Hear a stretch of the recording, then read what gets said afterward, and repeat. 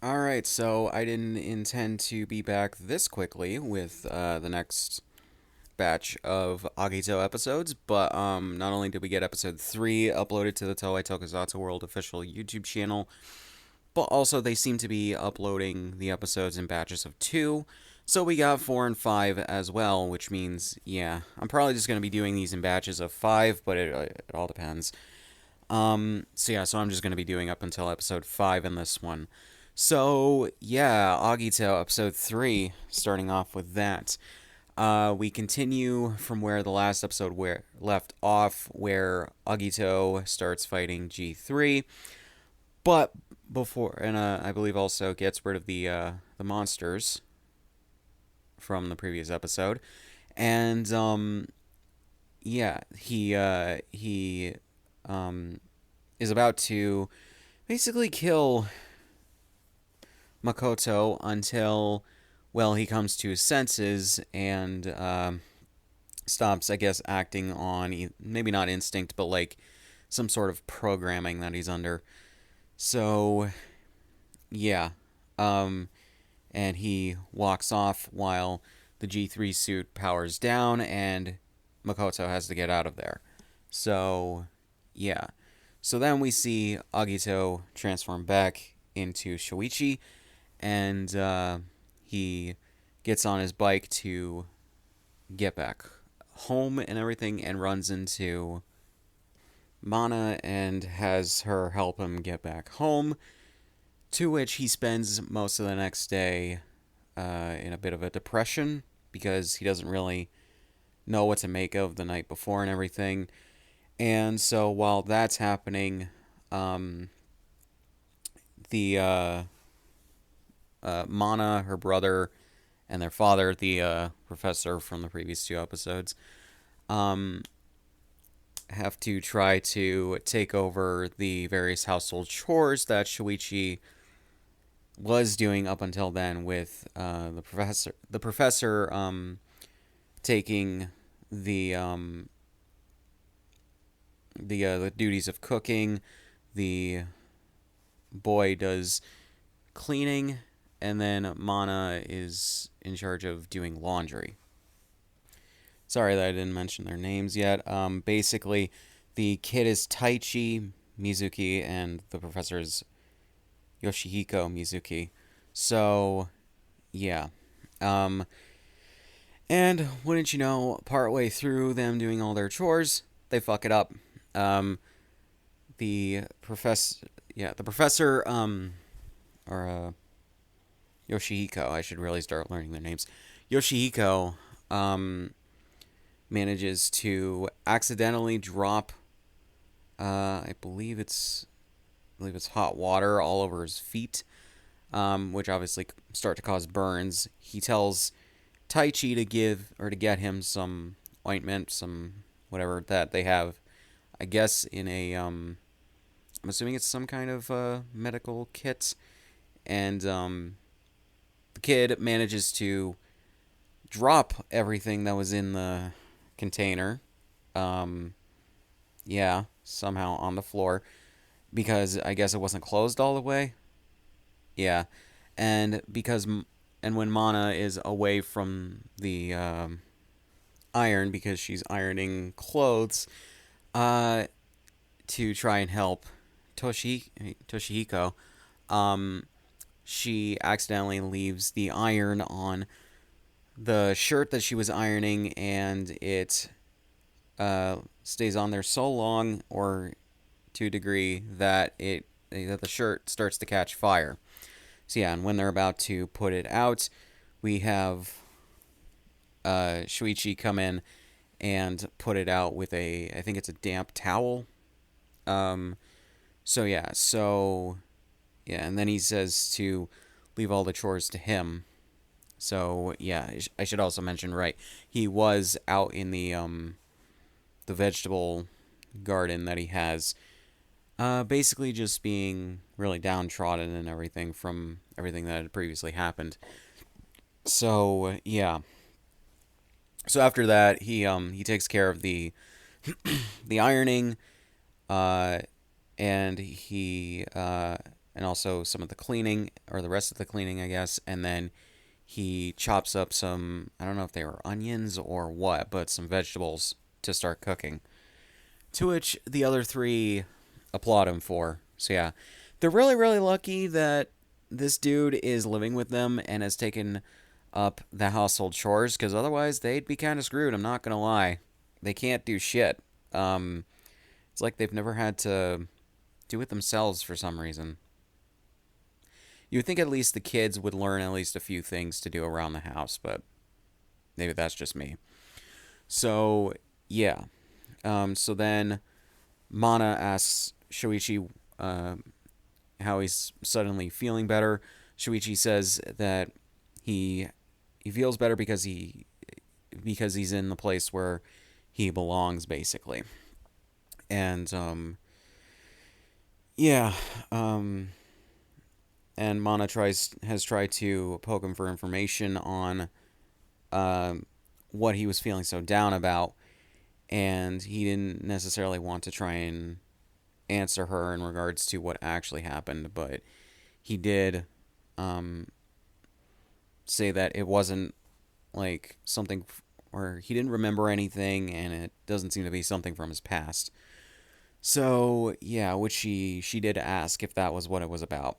So yeah, because obviously she knew he was out the night before. So yeah, um, so then we go to uh, Makoto and his not subordinate, the guy who's up higher than him, Toru Hojo, and they mainly Hojo vouches for the fact that they did see something that is more dangerous than the unknown life forms, which I did ask on the Kamen Rider Wiki about that. Basically, or I asked something on the Kamen Rider Wiki, which led to me finding out about that.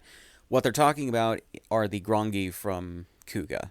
As I said, I think in the last one, Agito is a direct sequel to Kuga. So yeah, and it takes place 2 years after that event, or after the events of that series. So yeah, so technically this series would take place in about 2002 or 2003. So yeah, assuming Kuga takes place in 2000, which I'm assuming it does. But yeah, um, and Hojo basically says that they need uh, more resources and everything, and their higher ups, I believe, grant it to them and everything. So yeah, and when Makoto tells his coworkers about it, uh, the woman that works with him says that um, Hojo was the one who volunteered for the G3, or to be in the G3 suit, but they picked him before, or they picked him instead. So he's probably a little still mad about that. So yeah, so it's basically a thing of not to direct or not to completely trust what he's doing, to not be in his own self-interest and everything. So yeah, so then we move to a site where some people are digging, and I think some of them are uh, trying to investigate for like fossils or something like that in the ground. But what they find is another dead body, and another monster comes out, I think nearby, out of the ground. And yeah, so when they're taking the body away, Makoto is talking to, Koji Kono, and the other investigator from the previous episodes, and he starts investigate, or he asks for permission to, or he asks for um, the address for the apartment that the victim lived at, because he wants to see if there's any connection between the victims thus far, because he doesn't think that it's just a coincidence that all of these people are dying randomly. So yeah, so he goes to the apartment, and doesn't really see anything out of the ordinary, but he does see a 100 yen coin inside of a glass bottle. And when he shows it to his coworkers, they see that there's no physical way that the guy could have gotten the 100 yen coin into the bottle, because the top of the bottle is too narrow for it. So, yeah, just a little bit too narrow. So they're wondering, how could he have gotten it in there? And uh, the guy who works with him says something about a magic trick. So, yeah. So yeah, they're just wondering about that. But yeah, so then we also see in the third storyline of this episode, uh, Rio from the previous couple episodes, he has disappeared from his hospital bed. His swimming coach is at the hospital to and gets informed of this. And when he gets back to the university pool, he is informed that there was a note left for him by Rio, and it says that he is basically quitting the swim team. And yeah, so then I believe he goes to try and look for him again. So yeah, we get a little bit of a reminder of that. So yeah, and we see Rio, and he's still struggling to walk and everything because he's still hurt. But that's basically what's happening in that.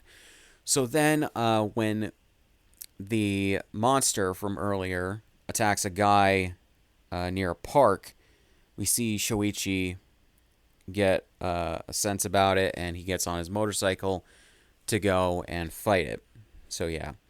So then Mana follows him, and yeah, and we also get the police being aware of the monster, so they're going to investigate it as well. So yeah, even though the G3 suit isn't completely repaired yet, Makoto also goes there. So yeah. So when Shuichi meets up with the monster, we never find out what happened to the guy, unless if I'm mistaken. We never find out what happened to the guy that the monster was attacking. I just assume the guy died, but yeah. Again, unless I'm missing something, leave a comment if I am. But anyways, I may rewatch the episode to just try and figure that shit out. But anyways, so then Shuichi starts to battle them or fight the monster, and what ends up happening is with Mana watching from a distance, and after Shuichi starts to be beat up, he makes his rider belt appear around his waist, and he transforms into Agito to fight the monster. And there's also another monster that shows up where they try to double team him.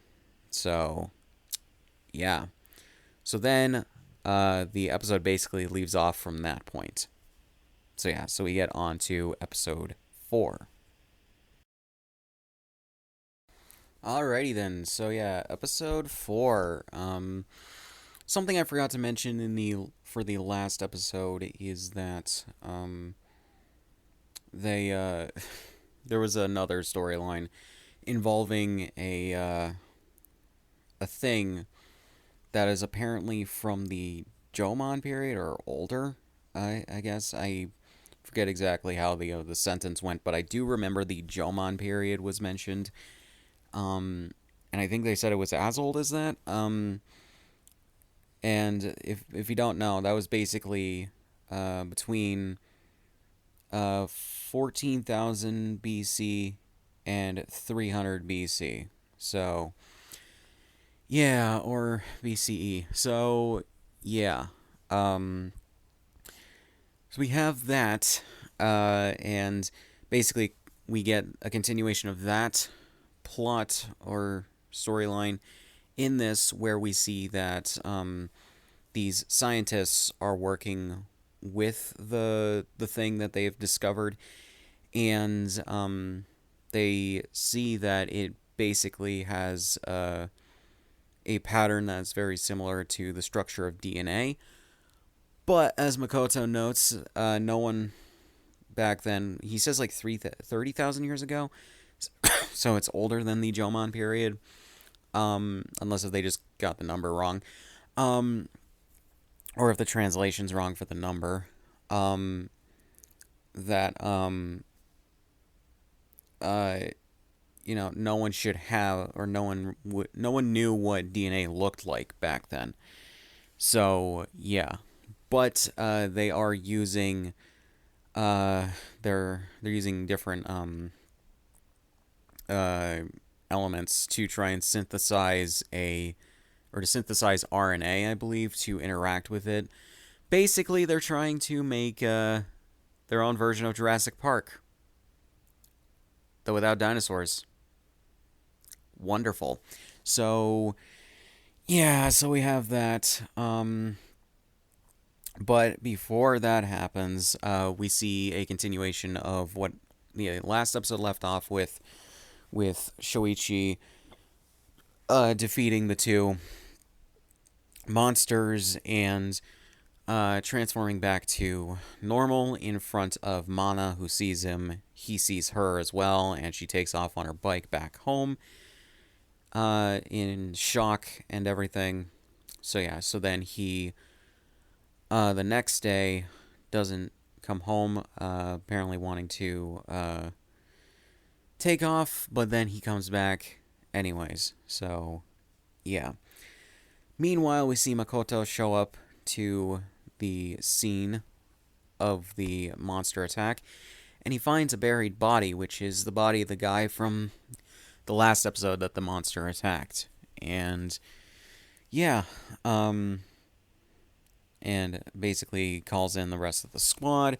They get the body out of there, and obviously to the hospital. And yeah, then we get Hojo being an asshole and trying to sow doubt in Makoto's mind, where he says that if the G3 suit wasn't broken because of him, then there would be, or that guy probably would, that guy might not have died. To which, yeah, no, that's not how that worked out. I'm sorry. Like, the guy was already dead before Makoto got there, and I don't think him being transported by his coworkers in their truck would have really sped things up anymore or any faster to get him there quicker. Just saying, and I'm really surprised that they don't bring that up in this episode, because when he talks to his coworkers about it and he expresses doubt about him needing to be the one in the suit, the female coworker, Sumiko. Sorry, I'm just checking really quick on the wiki. Yeah, Sumiko. She basically tells him that it doesn't really matter for what that other guy says, and basically that basically just tries to cheer him up and tell him that he should be the one in the suit because he was picked and everything. So yeah, because he says when the suit is upgraded, it should probably have someone else in it, and it's just like, bro, come on. It's like this is honestly just kind of a little bit forced drama. I'm not gonna lie, and I find it stupid. So yeah. So then we see Makoto go and meet up with the professor and discuss with him if the 100 yen coin that was put in the bottle was done by someone with supernatural powers. And then he goes off because I can't exactly remember. I think think it has to do with another monster attack, but I can't remember. Um, or maybe something at headquarters. But yeah, so then he also meets up with him the next day, and and the professor comes to the conclusion that what the guy could have done to get the coin in the bottle was a trick coin that splits into thirds, where the the sides of it bend open. So yeah. So then he shows how that happens, and I like the fact that like he doesn't have a 100 yen coin. What he has is an American like half-dollar coin, um, and that's just funny. Like a 50-cent coin from America is what he has for the trick coins. Uh, I don't know whether or not they could have gotten a 100 yen coin that does that. But I just found that funny that that's the little detail I picked up there. So yeah. Um, then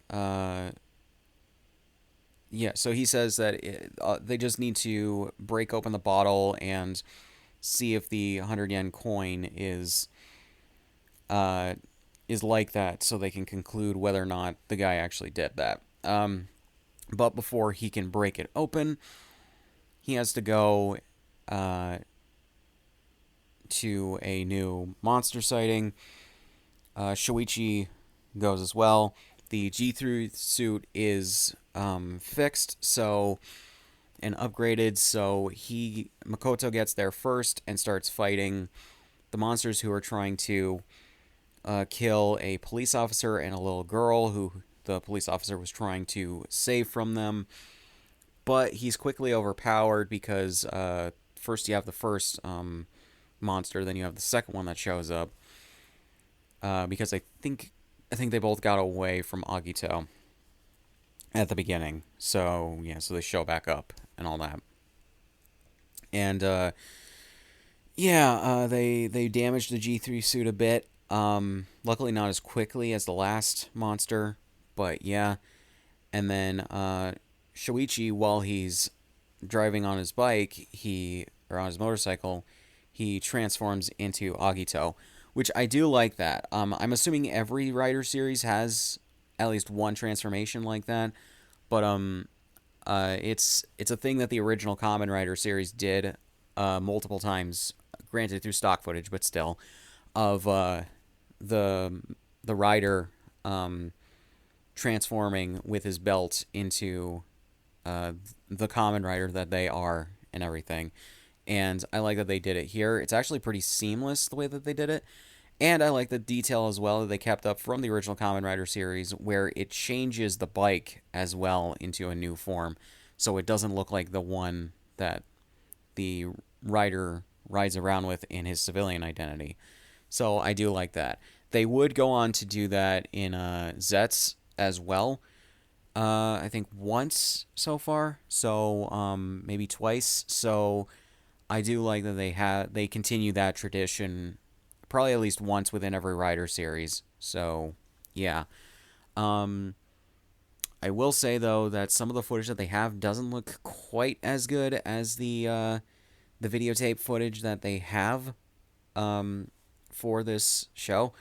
It looks like stock footage that they shot probably in like early days of the production, cause or on the side, because it looks slightly worse videotape footage is what I'll say, because it doesn't have nearly as good of detail.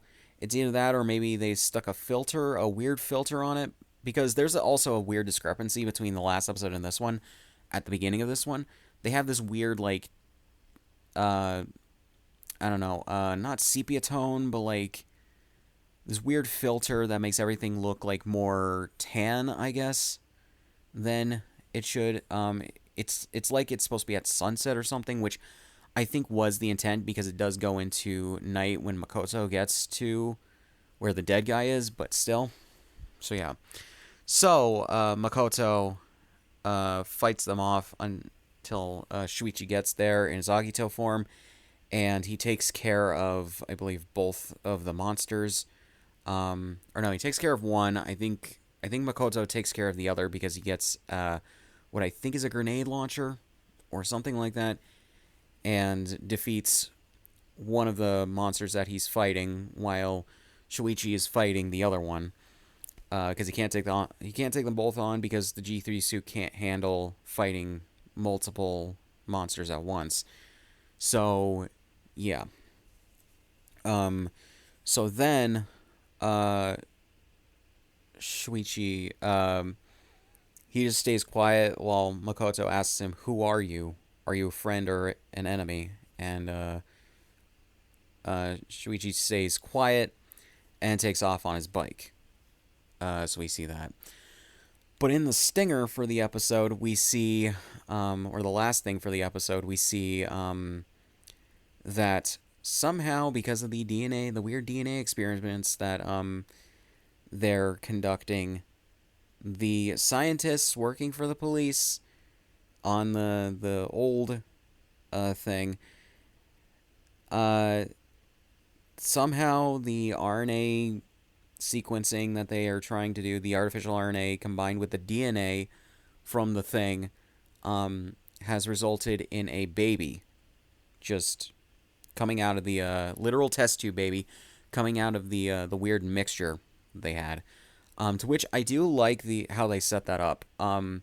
Taichi takes he sees the 100 yen coin in the bottle because it's still at the professor's place because why am I forgetting names? Makoto left it behind with the professor when he had to go and fight the monsters. Or unknowns, I guess I should be calling them. And yeah, Taichi sees the coin in there, breaks open the bottle, and takes the 100 yen coin because he wants to spend it on something, I'm assuming. So, yeah, it's just, it's really, really dumb that, but, drama and all that is what it needs to lead to. And, they tie in the bottle breaking to the beaker, I believe, or cup or whatever, breaking in the lab where the baby is. So, or where the baby comes out of. So I do like that bit of filmmaking when it comes to that. So yeah, can't really say too much on the because I know some people are probably wondering. I can't say too much on the choreography of the fights yet. Um, but uh, fights are fine for the most part so far. But yeah, oh yeah, there was another thing I forgot to mention. Rio, his swim coach goes to his place and asks him what's wrong, and that he always considered him like family. So Rio invites him in and says he's going to show him everything. It's really weird with some of the timing of some of these things because some things seem to be happening at the same time as others, while other things seem to be happening at different times. And I don't know. It seems like they have a weird sense of the timing and everything, especially when like an episode will go over the course of multiple days. Like this one takes place over the course of about 3 days. Um, but yeah. Also, I do like the thing about Shoichi and Makoto meeting in their civilian identities, but not knowing that one is the other at this point, and them being pretty cordial with one another, and yeah, it's gonna lead to some pretty good drama from what I can tell. So yeah, with this, looking forward to the next episode and seeing what they do in terms of developments. So here we go with episode 5. Alrighty, so episode 5. So yeah, we get a few things here. First, the Trying to remember what it's called. The O Parts Lab. That was it. The O Parts Lab that the scientists were working on the ancient thing that had the DNA in it um, is being shut down.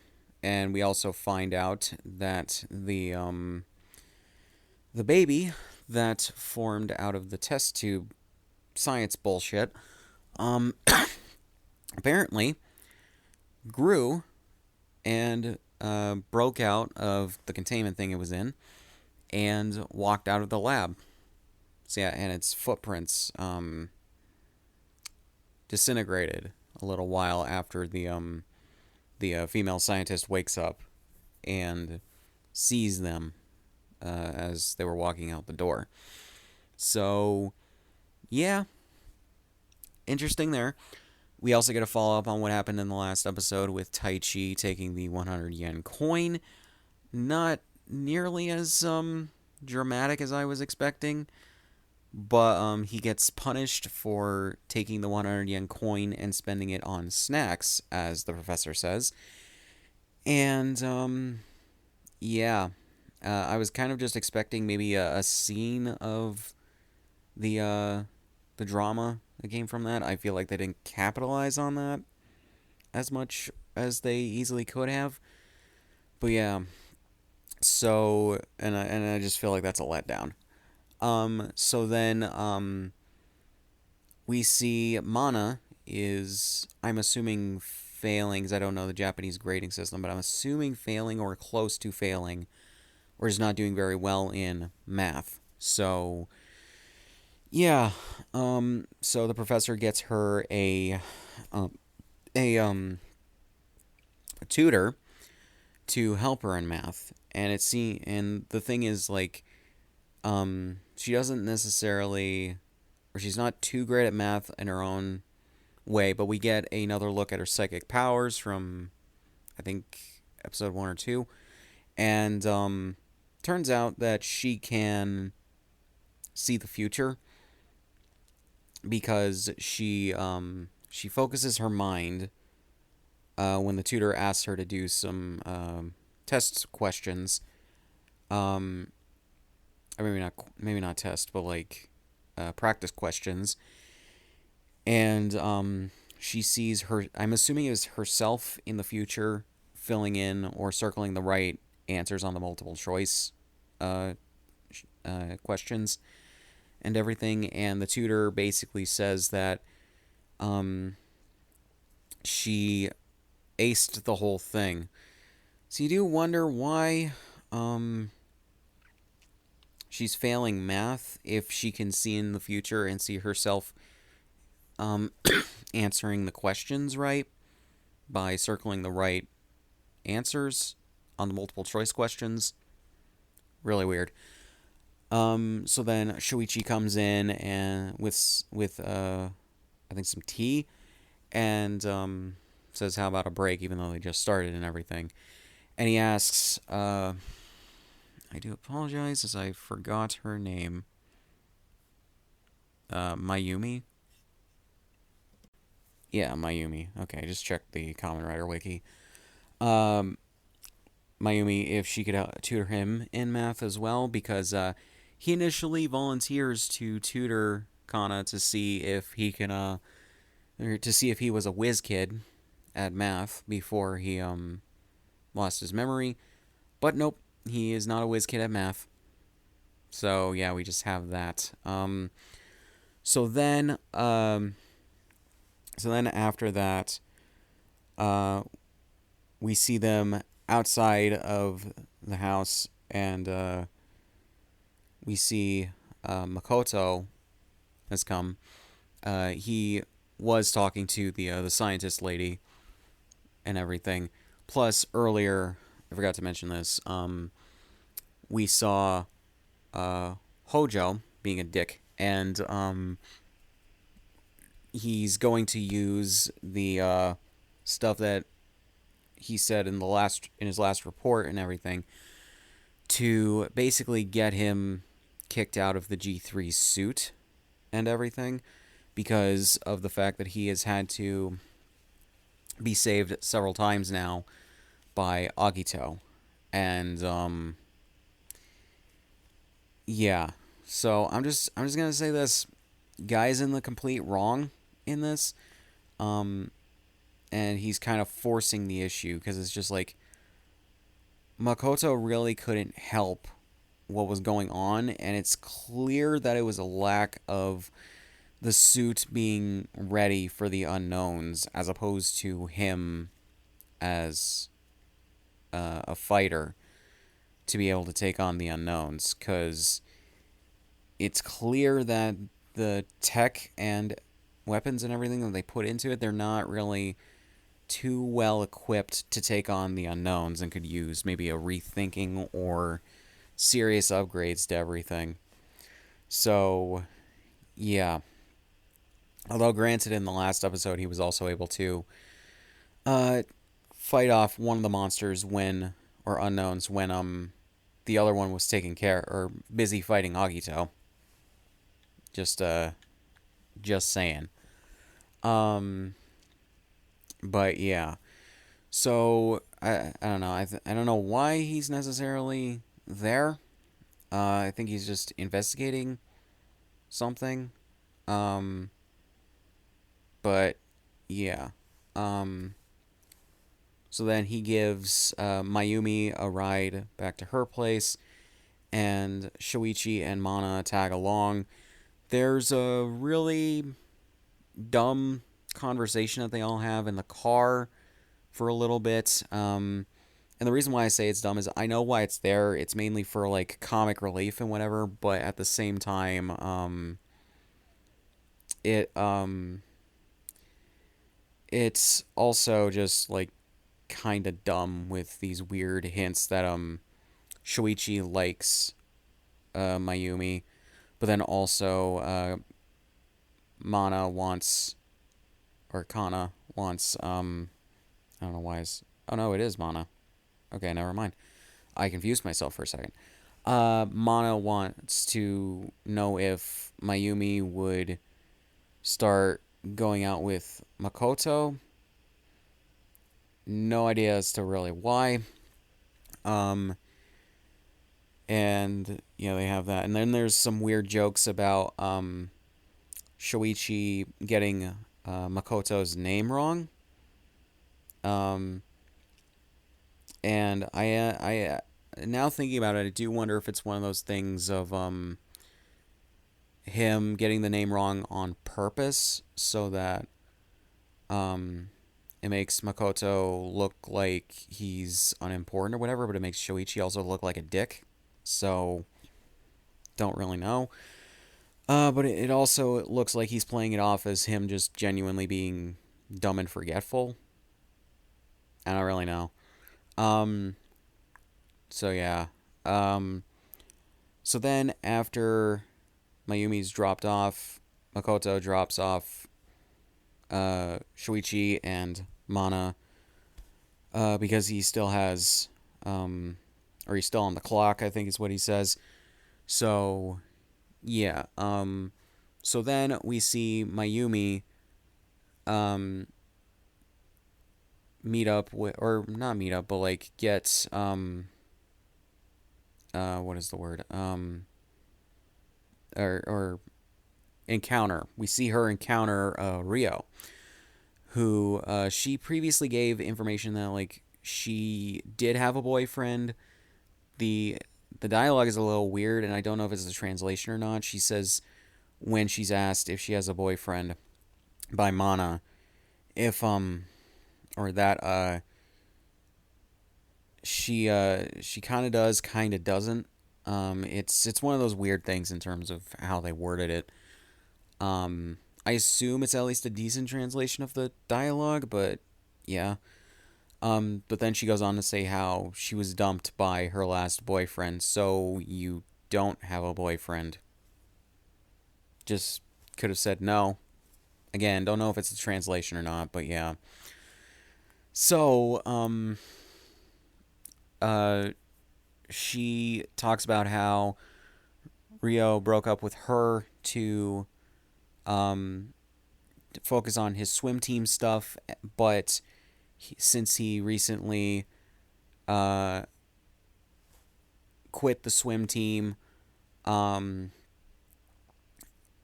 and is seeming to be coming back to her. It's a bit dumb the way that their relationship ended, and also that he's very self-centered, and he says she's right. He agrees with that she's right about that. Um, and then says he'll make sure that she's not alone, I think is what he says. But yeah, then walks off. Then she is accosted by the monster of the week, and we see Shuichi get a sense of the monster and runs off to go fight it. Makoto, who has been, um, I assume, following Mayumi, uh, he leaps into action to try and fend off the monster, but he just can't. He calls in the G3 suit, but it's gonna be there too late, and so we see Agito come in on his motorcycle and start fighting the monster. But then when they get into a nearby shrine when they're fighting, we see this little boy off to the side, and then we see another monster come in with a whip. Um, Kind of looks like it's Medusa inspired a little bit, but I don't really know exactly. Um, and Agito starts fighting both of them, and he takes down one of the monsters or unknowns, but then he's still left fighting the other one, while the boy is left watching from the sidelines. So yeah, and seeing what's going on. So we can just assume that the little boy is probably from, or is probably the baby that formed in the lab, the last episode. But yeah, so with all three of these episodes, I think that they're fine. I think that they are progressing the plot in interesting ways a little bit. I think that they are developing the characters okay. I do like how they're not leaping to, or they're not jumping at getting all of the characters into certain places and having certain reveals happen.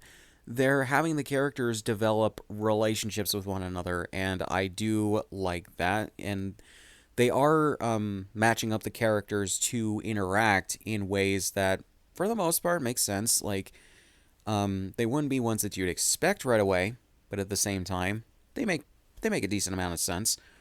With Makoto knowing the professor, so he goes to him because it's established that the professor works with kids with psychic powers, or just stuff like that.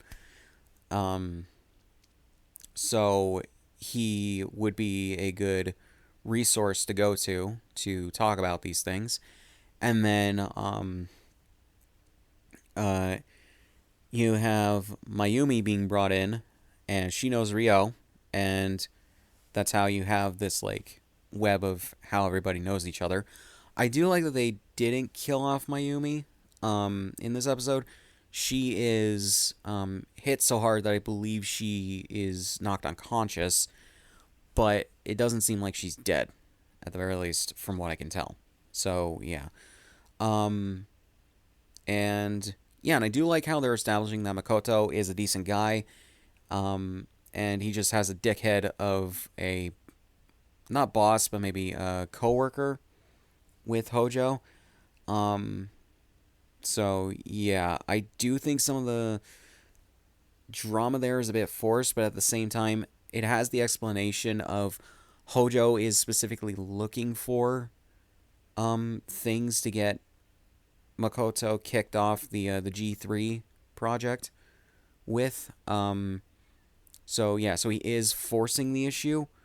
Um, I do think it is still a bit dumb, but at the very least, it has an explanation for it, and I'm willing to give it a bit of time to properly develop as the series goes on.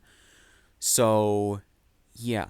So I'm trying to think about anything else. I can't really think of too much else. I just think that these episodes were pretty good. Um, and yeah, I some of the comedy can be a little cringe, but yeah, I should also say, and I think I said this with in the episode 1 and 2 video or podcast episode.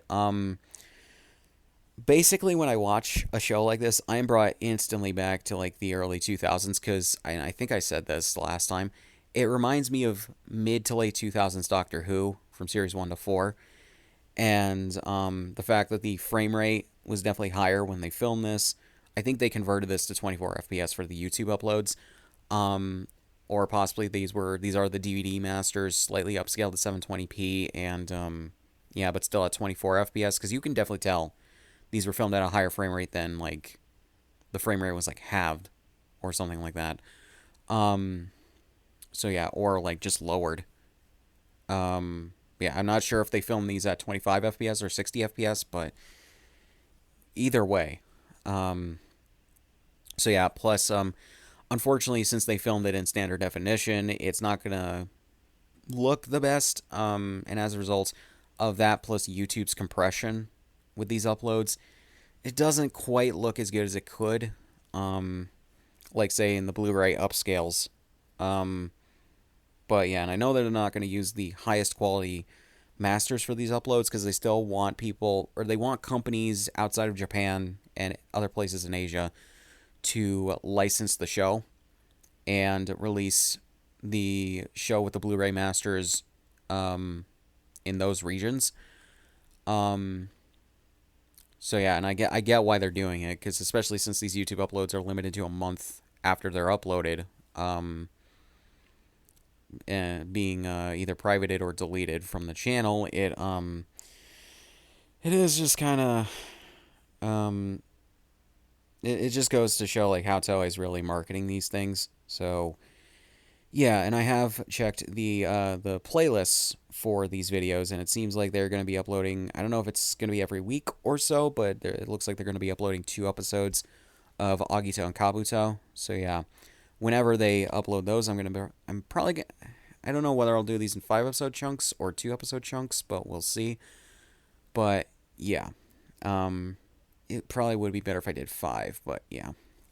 So yeah, so pretty good first 5 episodes thus far. Can't wait to see more. So yeah, it's also better to binge these episodes, I think, because like it's not like they're the 2 episode or the 2 part episodes from phase 2 of Heisei and the first half of Zetsu.